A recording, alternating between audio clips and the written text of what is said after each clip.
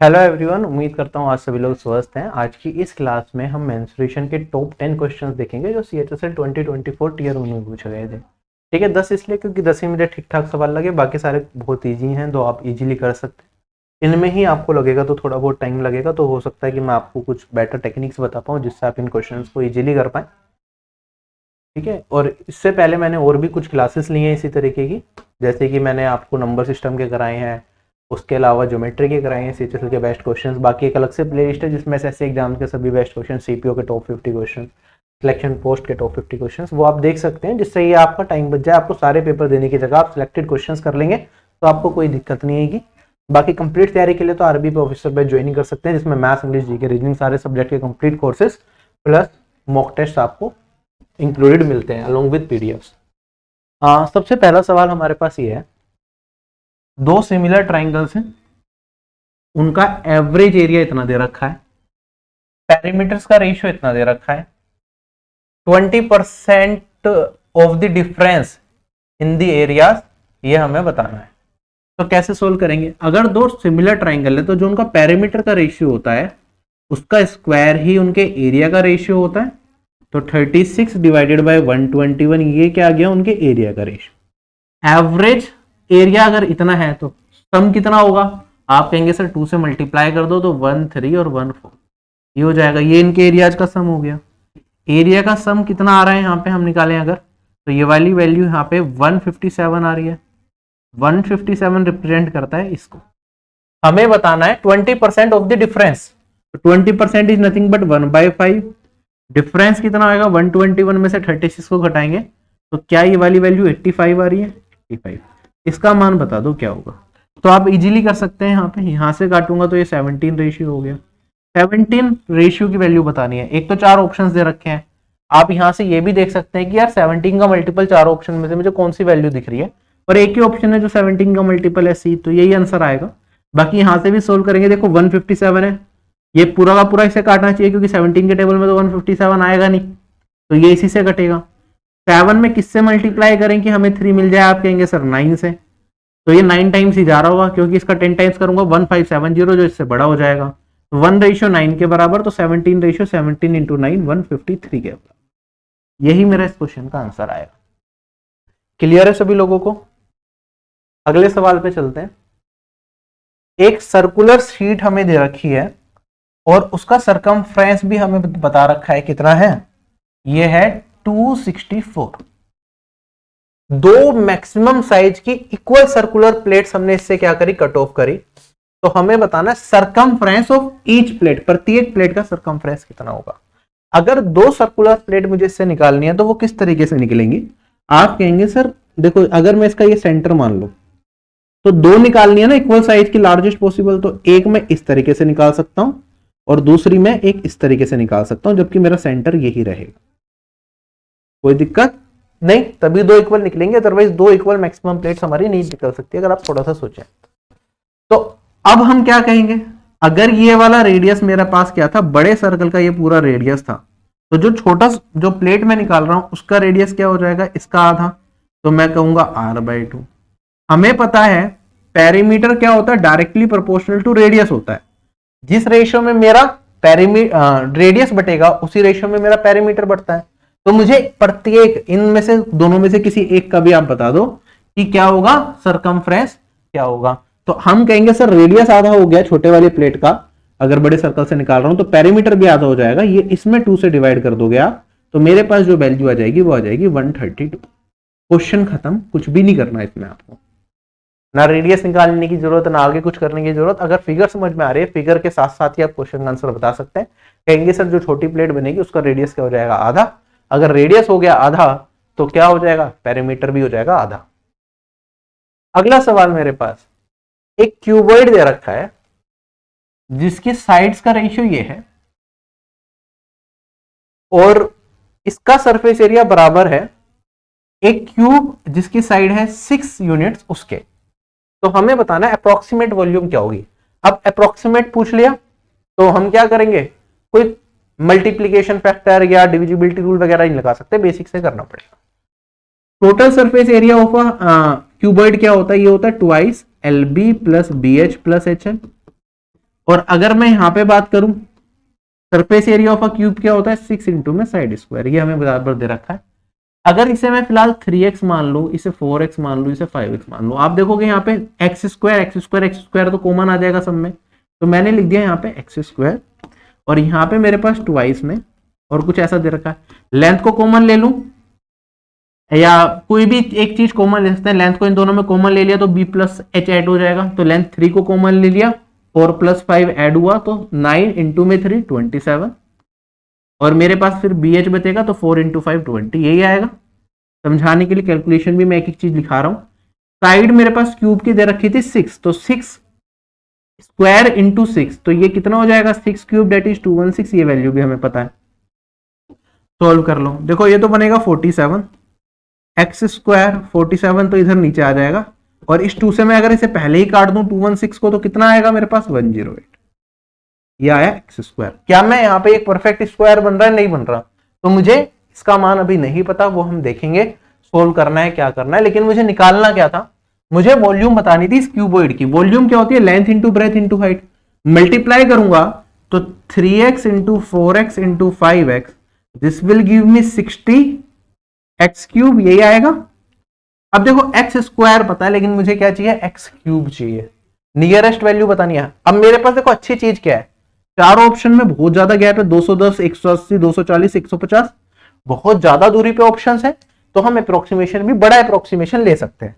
अब बड़ा अप्रोक्सीमेशन कैसे, आप देखेंगे अगर मैं इसे 47 से सोल्व करता हूं तो अप्रोक्सीमेटली वैल्यू क्या आएगी, पहले तो आप कहेंगे सर 2 टाइम्स जा रहा, 94 आ गया, 108 में से 94 घटाऊंगा तो 14, और फिर पॉइंट लगा दूंगा तो 0 लग जाएगा। 47 इंटू 3 क्या होता है मेरे पास 141, यही आएगा, तो मेरे पास अप्रोक्सीमेटली 3, क्या ये वाली वैल्यू अप्रोक्सीमेटली एक्स स्क्वायर मेरे पास 2.3 हो गया, तो 60 इंटू 2.3 इंटू में अब एक्स और निकालना है, अब 2.3 भैया इसका रूट निकालना है, वो कैसे निकालेंगे, कुछ नहीं करना, आप कहेंगे सर एक काम करते हैं 2.3 से 2.30 लिख सकता हूं मैं, चीजों को सिंप्लीफाई करने के लिए।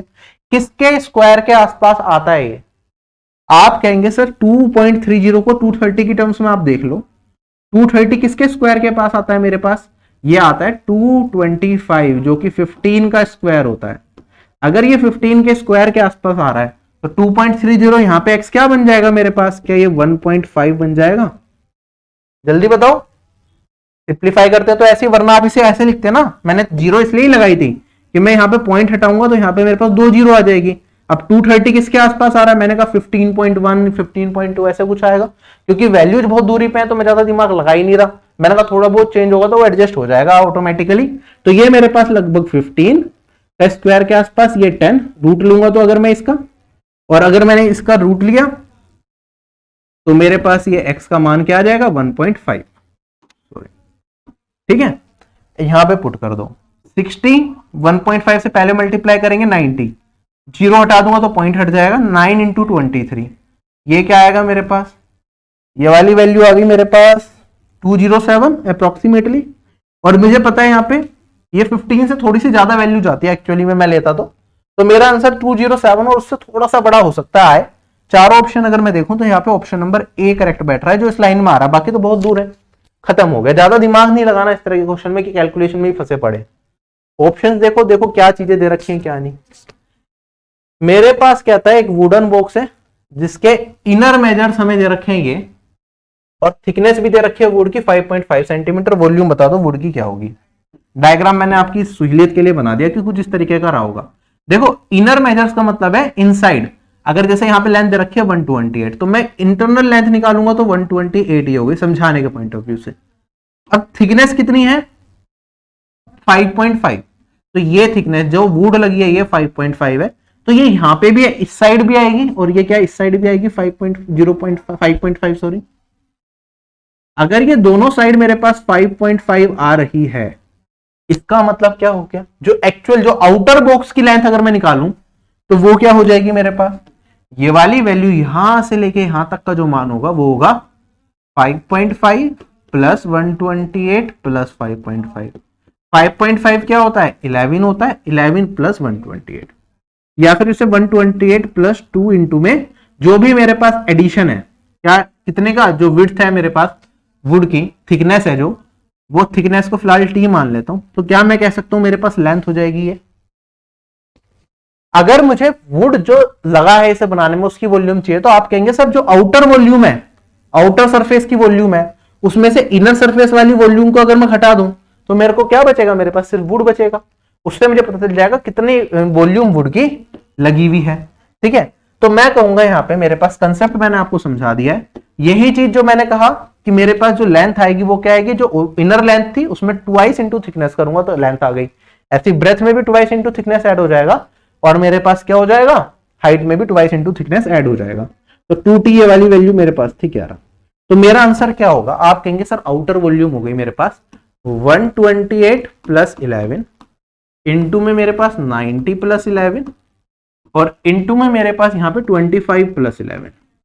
ये इसमें से घटा देंगे इनर वॉल्यूम को, जो कि है मेरे पास 128 इंटू में 90 इंटू में मेरे पास 25। इसे सोल्व करके बता दो भैया कि क्या आंसर आएगा।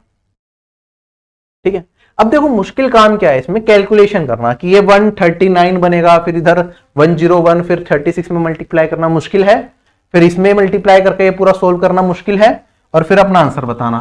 तो हम इसके लिए क्या कर सकते हैं, आप देख सकते हैं यूनिट डिजिट। मेरे पास यूनिट डिजिट क्या है, 4, 1, 2 और 2। दो ऑप्शन में सेम आ रही है, फिर भी हम रिस्क ले सकते हैं क्योंकि कैलकुलेशन बहुत ज्यादा है। तो करके देखते हैं, देखो 8 और 1 9, 1 और यहां पे 6, 54 यूनिट डिजिट आ गई 4 माइनस में, ये देखो यहां पे 0 है तो ये तो 0 ही रह जाएगा। तो यूनिट डिजिट जो भी आंसर होगा 4 आएगी। चार ऑप्शन में किसमें, एक ही ऑप्शन में खत्म हो गया। यूनिट डिजिट भी सेम हो जाती तो हम लास्ट 2 डिजिट से भी ट्राई कर सकते थे कि दो ऑप्शन की लास्ट 2 डिजिट चेक कर लो, क्योंकि चारों ऑप्शंस की दो लास्ट 2 डिजिट तो डिफरेंट है, तो फिर हम लास्ट 2 डिजिट से निकालते। वरना हम यहाँ पे डिजिटल सम वगैरह ट्राई कर सकते थे, लेकिन डिजिटल सम में भी टाइम लगता है काफी ज्यादा चेक करने में। तो आपके ऊपर आप किस तरीके से करें। चलूं क्या आगे अब मैं, आई होप आप सभी लोगों को ये चीज समझ में आ चुकी है कि कैसे करना है। सोचो, पूरी कैलकुलेशन करने की जरूरत बहुत ही कम क्वेश्चंस में पड़ती है। एक सिलेंडर है जिसका कर्व्ड सरफेस एरिया 350% है curved surface area of another cylinder. तो मैंने मान लिया एक सिलेंडर 1 है और एक सिलेंडर 2 है। इनके कर्व्ड सरफेस एरिया की बात करूं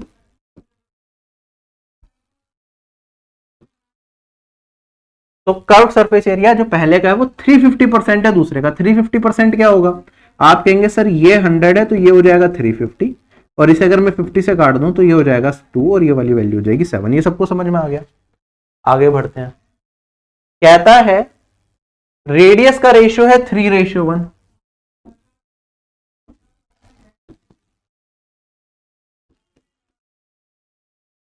हमें बताना है कि जो स्मॉलर सिलेंडर की वॉल्यूम है वो कितने परसेंट है लार्जर सिलेंडर की वॉल्यूम के। आप कैसे कहेंगे सर, कर्व्ड सरफेस एरिया होता है 2πRh, यही होता है। 2π तो कांस्टेंट होता है, तो रेडियस और हाइट पे क्या चीजें डिपेंड करती हैं, सारी चीजें रेडियस और हाइट पे डिपेंड करती हैं।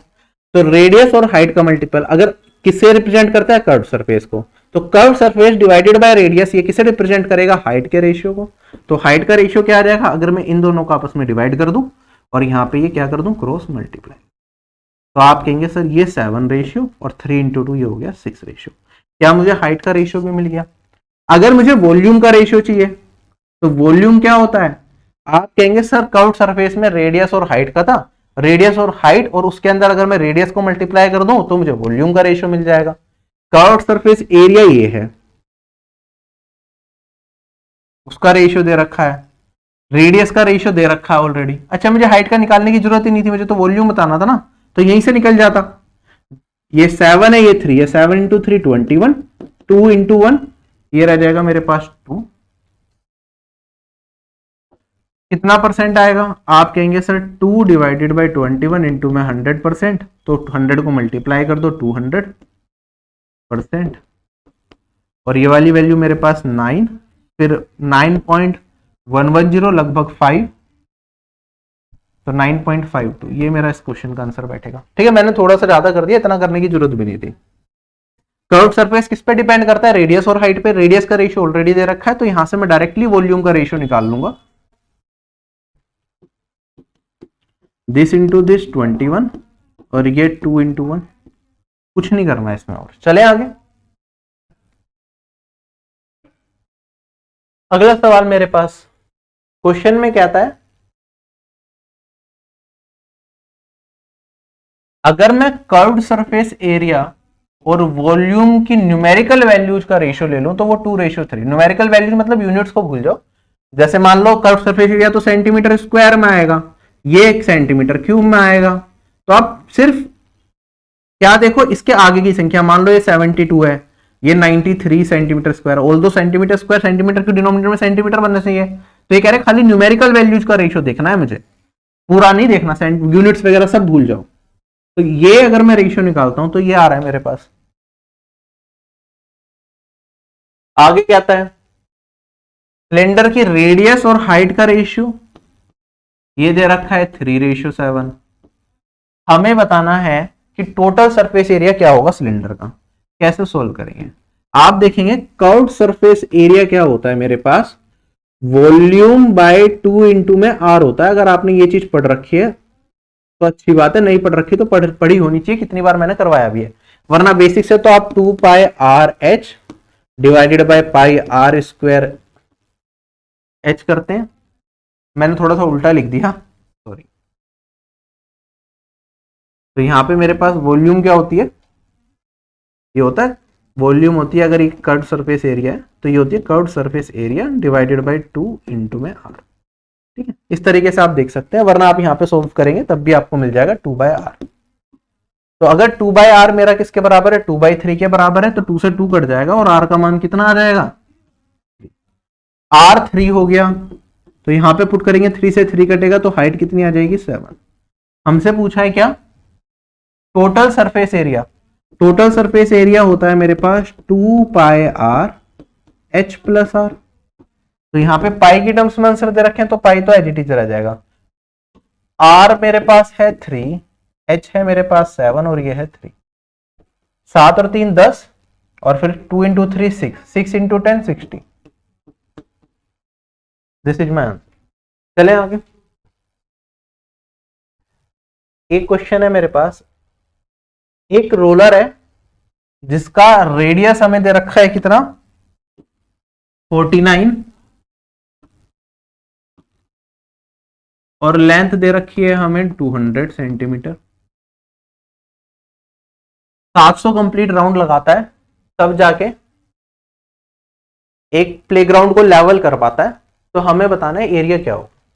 देखो सिलिंड्रिकल रोलर कुछ इस तरीके से होता है, आपने काफी मूवीज वगैरह में भी देखा होगा या एक्चुअल में भी हो सकता है, गांव वगैरह में रहते हो तो देखा हो कि कई बार घास वगैरह होती है ना, इसे लेवल करने के लिए इस तरह का रोलर चलाया जाता है उसके ऊपर। ठीक है, सिलिंड्रिकल शेप का होता है, इसका ये कुछ रेडियस होता है मेरे पास, और इसकी लेंथ की जब हम बात करते हैं तो एल होता है। बेसिकली है क्या, सिलेंडर है तो जो ये लेंथ है ये किसे रिप्रेजेंट करती है, हाइट ऑफ सिलेंडर को, ये रेडियस हो गया। जब हम इसे चलाएंगे तो एक राउंड कब पूरा माना जाएगा, मान लो ये ए पॉइंट है, ये बी पॉइंट है, ये सी पॉइंट है। ठीक है, जब ए बी सी पूरा घूम के ये यहां से स्टार्ट हुआ, ये पूरा पूरा रोटेट करके वापस यहां तक पहुंचेगा तो मैं कहूंगा एक राउंड। और जब इतने में कितना एरिया कवर किया जाएगा, आप कहेंगे सर इसका जो कर्व सरफेस है उसके बराबर एरिया। तो यहां पे एक राउंड में कितना एरिया कवर होगा, इसके कर्व सरफेस एरिया के बराबर, जो कि होता है 2πr/h 2πr इंटू मैच। एक राउंड में, एक रिवॉल्यूशन में कितना एरिया कवर किया जाएगा, कितने रिवॉल्यूशंस में पूरा एरिया कवर कर रहा है, ये 700। तो हमें बताना है इस ग्राउंड का एरिया क्या होगा। सेंटीमीटर में यूनिट से सेंटीमीटर स्क्वायर में दे रखा है, सोल्व कर लेते हैं। अच्छा, अब यहां पे सोल्व करना स्टार्ट कर, देखो 7 से काटूंगा तो 7। अब मेरे पास क्या है यहाँ पे, देखो 200 100 2 0 2 0 4 0 तो आएंगी, 4 ऑप्शन दे रखे हैं। तो 4 0 किस किस में दे रखे हैं, इसमें है, इसमें है,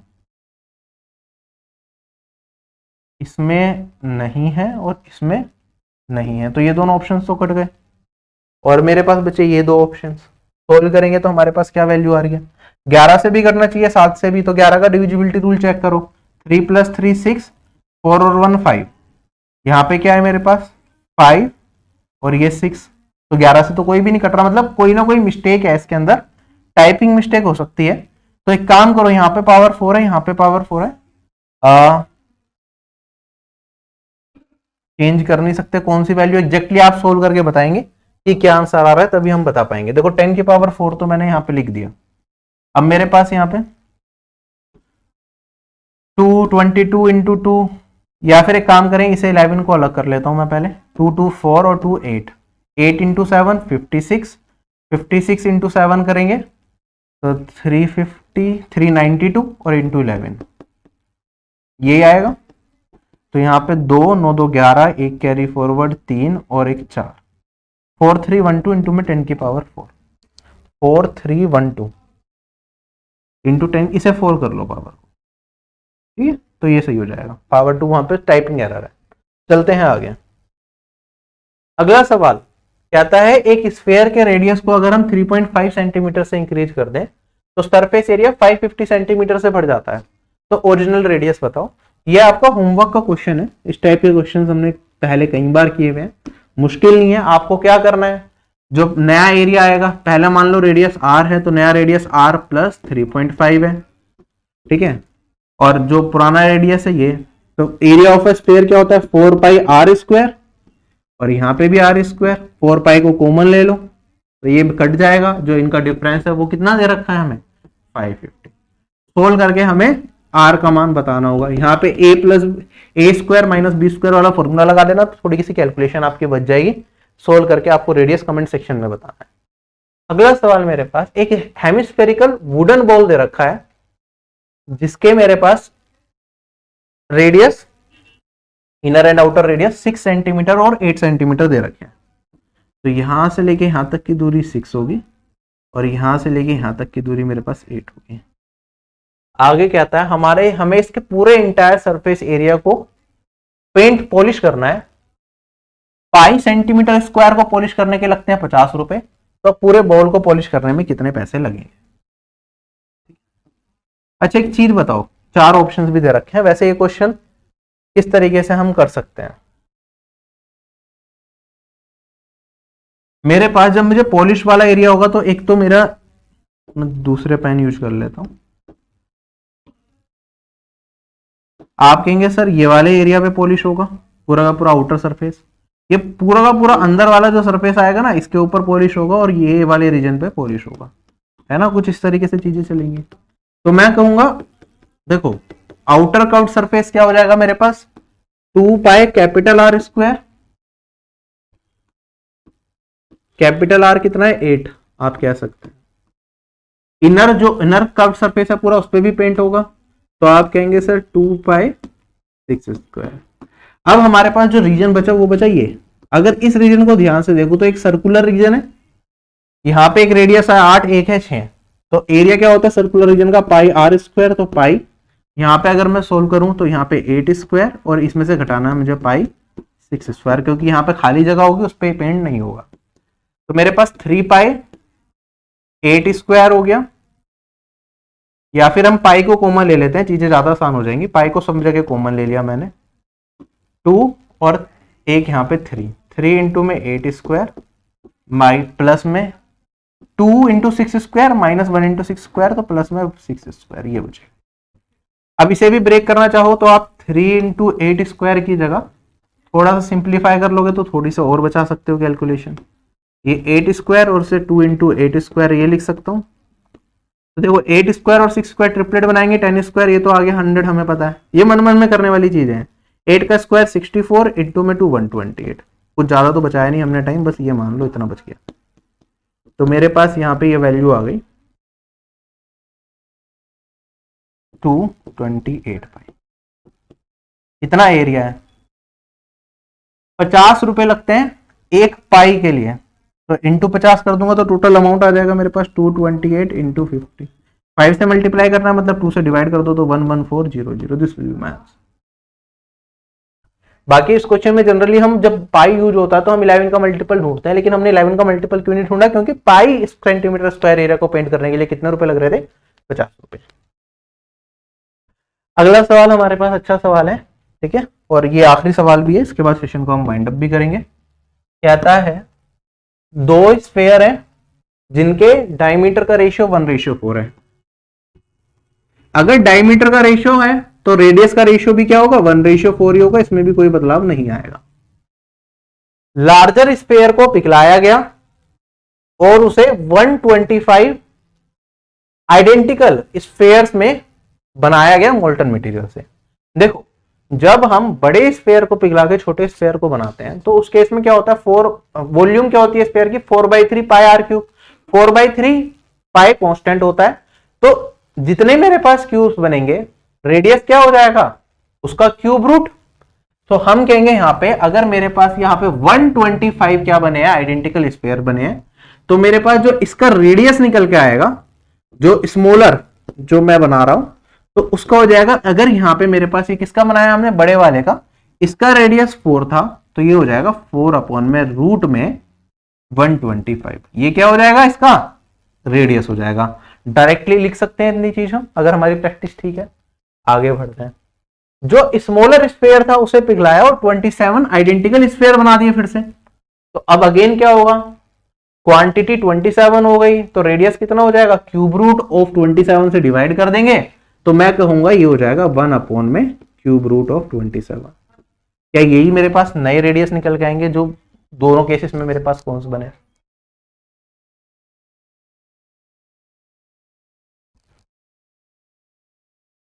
हमें कहता है if the ratio of the volume of each of the 125 identical sphere and 27 identical sphere, इनके प्रत्येक की वॉल्यूम का अगर मैं रेशियो लूं तो 1:m आ रहा है, तो हमें m का मान बताओ। तो ये तो इनके रेडियस की मैंने बात करी थी, जो नए रेडियस आए थे। अगर इनकी वॉल्यूम की बात करूंगा तो क्यूब कर दूंगा, तो आप कहेंगे सर ये 1/27 और ये वाली वैल्यू 64/125 आ जाएगी। और अगर मैं इसे सिंप्लीफाई करना चाहूं तो कर सकता हूं। हमें क्या बता रखा है, पहले the ratio of the 125 identical, 125 इधर थे, इसकी वॉल्यूम रेशियो, इसकी वॉल्यूम कितना दे रखा है, 1:m। तो यहां पे 1:m है, तो ये 1 और ये m, तो ये वाली वॉल्यूम 1:, ये वाली वॉल्यूम m/, मुझे m का मान बताना है कि क्या होगा। तो सिंप्लीफाई कर दो, सिंपल है। आप कहेंगे सर काम करते हैं, 1:m उल्टा लिख दिया फिर से मैंने, इधर m था, ठीक है। 125 वाला पहले लेना है, वो 1 को रिप्रेजेंट कर रहा है, ये 1 और ये m, हमें m का मान बताना है। तो सिंप्लीफाई करेंगे, क्रॉस मल्टीप्लाई कर दो, तो मेरे पास यहाँ पे 125 डिवाइडेड बाय 27 इंटू में 64/1, ये मेरा m का मान है। सोल्व करके चार ऑप्शंस देख लेते हैं। यहाँ पे मेरे पास देखो 125 तो आगे किसी से कटना नहीं है, चार ऑप्शन में है क्या, ये ऑप्शन नंबर भी, यही आंसर होगा, खत्म। ठीक है, करने का तरीका है, आप ऐसे करना चाहो ऐसे, वरना बेसिक से लगे रहोगे तो आप फॉर्मूला लगाते रहो, आपको थोड़ा सा टाइम ज्यादा लगेगा लेकिन आपका आंसर तब भी आ जाएगा। ठीक है, तो हम डायरेक्टली कुछ इस तरीके से भी चीजों को देख सकते हैं। चलूं क्या आगे, आई होप क्वेश्चन सभी लोगों को समझ में आ गया। एक बार ये m/1 और m1/m में गलती मत कर देना, क्योंकि यहाँ पे हम क्या रख रहे थे, पहले स्मॉलर स्फीयर से रिलेटेड जो चीजें चल रही थी वो मैं इधर लिख रहा था, बिगर स्फीयर से रिलेटेड चीजें इधर लिख रहा था, लेकिन लास्ट में जो, क्योंकि बिगर स्फीयर से हमने 125 आइडेंटिकल स्फीयर्स बनाए हैं और स्मॉलर वाले से 27, उनका रेशियो 1:m था, तो यहाँ पे जो फाइनल रेशियो मुझे वॉल्यूम का चाहिए वो क्या होगा, यहाँ पे 1:m था, तो यहाँ पे मतलब हमें m/n दे रखा है जो मैं लेके चल रहा था, इसलिए हमें यहाँ पे सही करना पड़ेगा और m का मान निकालना पड़ेगा। तो this marks the end of this session. I hope you like this session. अगर आपको पसंद आया कमेंट सेक्शन में बताएं, क्वेश्चन दिया था होमवर्क का वो भी आप जरूर बताएं, और बाकी इस तरह की जो भी इंपॉर्टेंट वीडियोज मेरी मैथ्स की आ रही हैं आप देखते रहिए। इसी तरीके से बाकी सब्जेक्ट्स की भी बहुत सारी क्लासेस आपको हमारे यूट्यूब चैनल पे मिलेंगी। प्लेलिस्ट चेक कर लिया करो, वहां पे सारी जितनी भी क्लासेस होती हैं प्लेलिस्ट की फॉर्म में, जिससे कि एक जगह पे आपको सारी क्लासेस दिख जाए, वो आप कर सकते हो। जैसे CGL 2023 टीयर 1 के सारे टॉपिक से क्वेश्चंस मैंने चैप्टर वाइज आपको कराए थे, ठीक है, टाइप वाइज अरेंज करके, तो वो वीडियोज अवेलेबल है, एक प्लेलिस्ट में सारी मिल जाएगी। तो अगर आपको कोई प्रैक्टिस करनी है तो वो प्लेलिस्ट उठा ली, या फिर क्रैश कोर्स आपको करने हैं उसके अलग प्लेलिस्ट है, CHSL के बेस्ट क्वेश्चंस की अलग प्लेलिस्ट है, लेटेस्ट एग्जाम्स के जो अच्छे क्वेश्चंस होते हैं उनके अलग प्लेलिस्ट है। तो ये सारी प्लेलिस्ट आपको यूट्यूब पे फ्री ऑफ कॉस्ट मिल जाएंगी, और आपको कंप्लीट डिटेल में मुझसे अगर पढ़ना है तो यहाँ पे RB एप्लीकेशन आप ज्वाइन करके वहां पे सारे सब्जेक्ट्स के कोर्सेस मिल जाएंगे, आप ज्वाइन कर सकते हैं। Thank you everyone, bye bye, take care, have a nice day and जय हिंद।